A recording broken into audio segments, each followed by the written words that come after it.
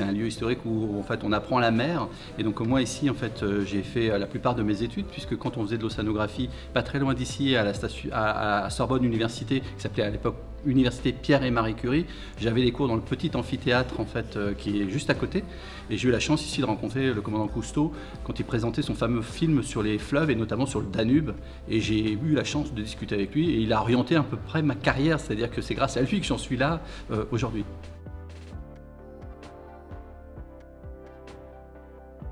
Bien évidemment, l'océan est fragile. Alors c'est énorme en fait, l'océan. On dit de 2/3 de la surface de la Terre, mais en fait c'est extrêmement fragile. Quand j'entends aujourd'hui en fait les océans pollués par le plastique, ça me met hors de moi. Donc aujourd'hui, il faut bien évidemment protéger l'océan, mais il faut aussi avoir des messages positifs, c'est-à-dire que tout n'est pas fini. On peut aussi résoudre les problèmes si on s'y met aujourd'hui. Et j'espère qu'en 2030, mes enfants en fait pourront aller se balader et plonger dans les océans sans voir du plastique partout.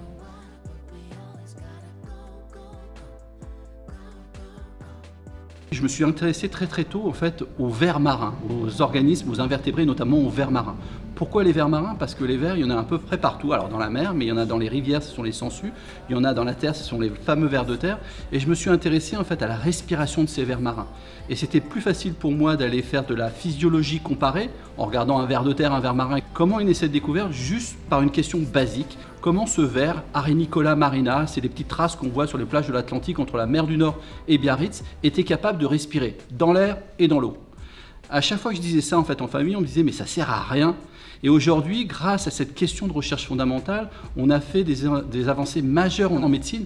Et avec ce produit-là, qui est en fait une hémoglobine extracellulaire que l'on va trouver dans ces vers marins, c'est en fait l'ancêtre de nos globules rouges.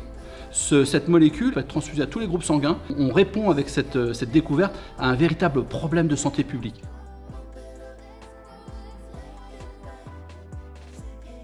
Dans un premier temps, on a étudié la reproduction de ce ver sur la plage et aujourd'hui, bien évidemment, on ne prélève plus aucun ver sur la plage. Aujourd'hui, on produit ces arénicoles en aquaculture.